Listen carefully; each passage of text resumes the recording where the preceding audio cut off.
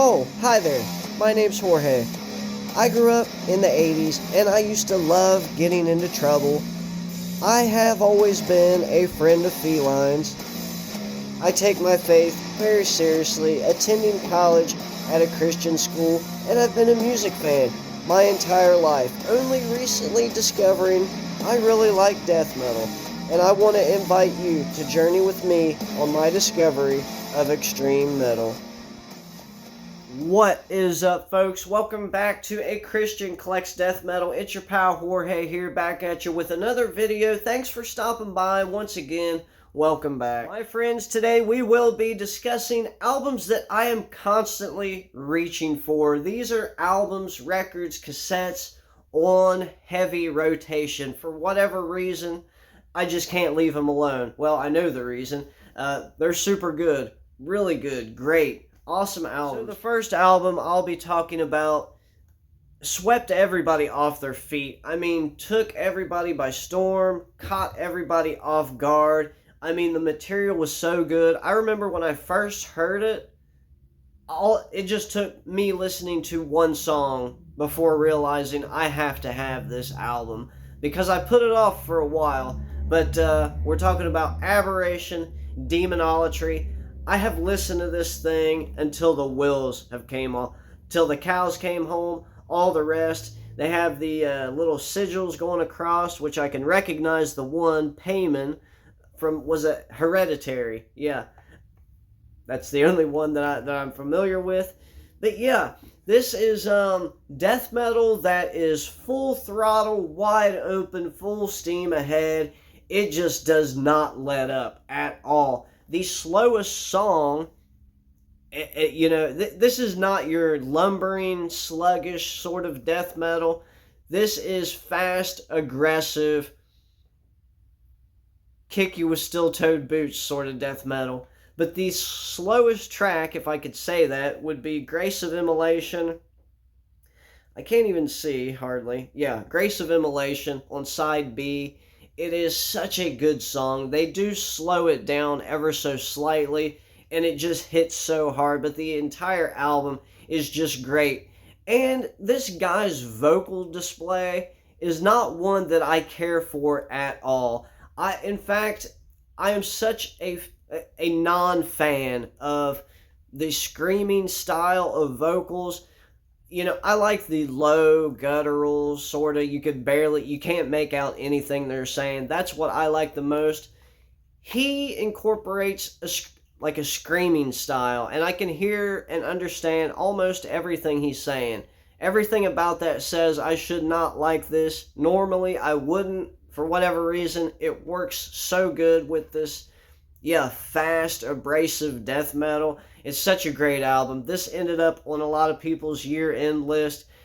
It ended up on my honorable mentions list last year, but, if I was to retroactively go back in time, it would definitely be on my year-end list. I just can't. I'm always reaching for this album.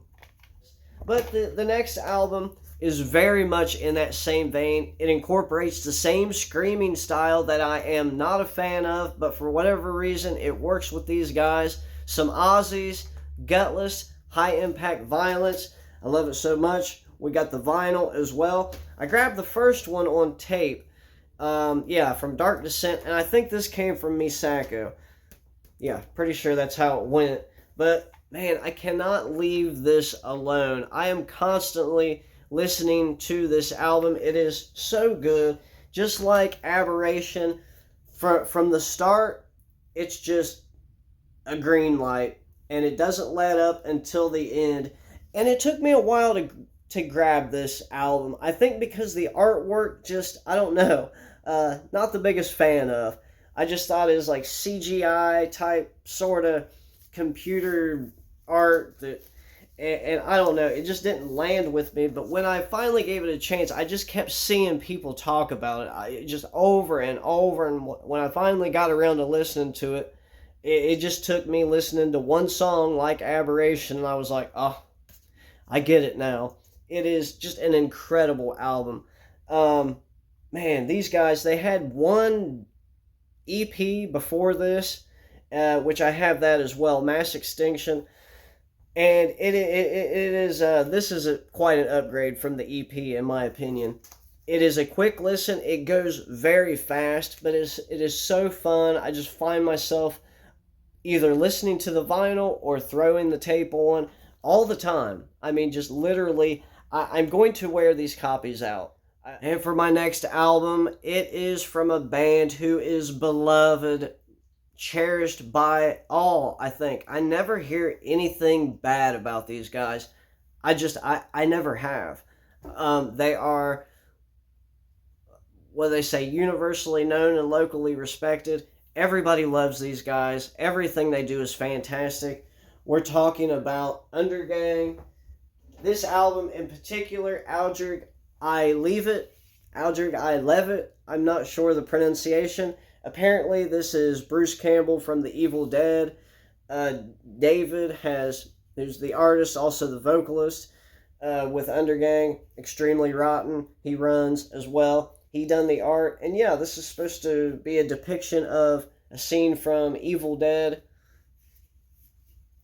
This is, Undergang's one of those bands that I discovered early on in my death metal journey, and at the time, some of their stuff landed with me, and others didn't. And now, as time went on, and I'm revisiting their discography, I'm finding that everything they ever did is just absolutely fantastic. For the longest time, Alisar was my favorite. I'm trying to look for it. Yeah, here it is. This was my favorite, followed up by Tildoden Oskiller, right, with the person on the front eating away at someone else, I think.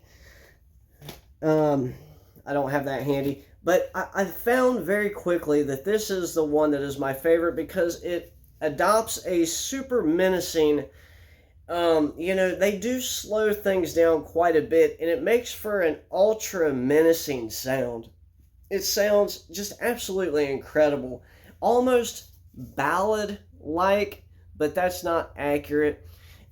Almost acoustic, but with an electric guitar. They do these really cool parts like that, spattered throughout the album. Some of you will probably know exactly what I'm talking about, especially on the title track.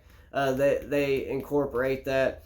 It's such a great album. I cannot put this thing down. I was listening to it last night and this morning. Such a great album. Aldrig I Livet. Butchered it. For sure. 2 more albums to get through. This one is some black metal that was released last year. Most of the albums here on this list, heavy rotation albums, were released last year. This one did end up on my albums of the year. I think number 9. Black metal, United States black metal, Iron Boneheads, Wooterst, Cold Light. This album, not only is the album art probably some of the best in the game, the material on this album is just top notch. It's a cut above the rest, cut from a different cloth. It is so good. They incorporate styles of metal that just seem like it wouldn't work with black metal. Like they have some new wave of British heavy metal bits, especially on side B, that feed into this really abrasive style of black metal, and it works so well. And I'm not even a fan of new wave of British heavy metal. Some of it I could do, but man, they really, it just such a unique album. It is a lot of fun. It's a fairly quick listen. I think, I don't want to say the runtime because I don't know, but it's so enjoyable. It goes so fast. I'm always throwing this on. And coming in for my last pick, I know without question I will have to blur the cover. This is a reissue of an old album from the 90s, Death Metal Maniacs, Mortal Decay, Sickening, Erotic, Fanaticism. Hell's Headbangers put this out not too long ago, and I'm telling you, I cannot keep this off of my turntable. The cover, I'm not a big fan of, right? And I remember when I first encountered this, I thought, anything that's like overly sexualized, it's just not my thing. You know what I mean? But when I was looking through the content, the material, that's really not what you get. I think that they're talking about like a fanaticism with, like gore type stuff, from what I can discern.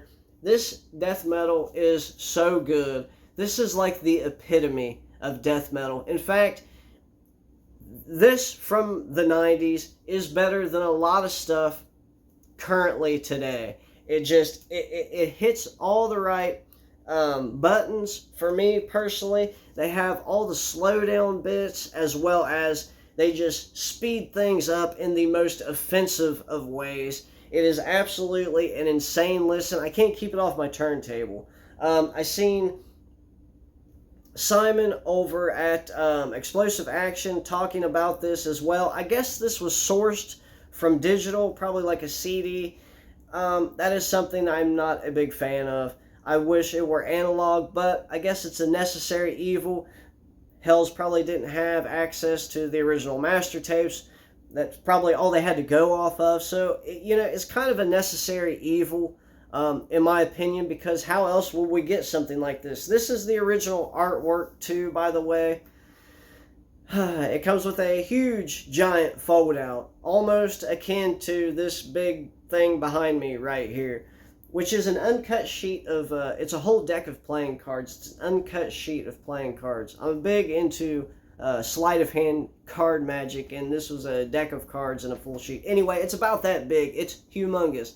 So, yeah, won't be hanging that up, and if I ever do a giveaway, I'll probably give away that poster, I would imagine. Such great death metal. I love it so much. If you haven't checked it out, give it a look. Alright, my friends, there you have it. There are a handful of albums that find themselves in heavy rotation over here. Can't keep them off the turntable, can't keep them out of the cassette deck. Let me know in the comments exactly what you think. Do you agree, disagree? I guess it's subjective, but definitely let me know some albums that are on heavy rotation for you. Super curious to hear what you have to say. Jorge, a Christian who collects death metal, signing off. Be blessed.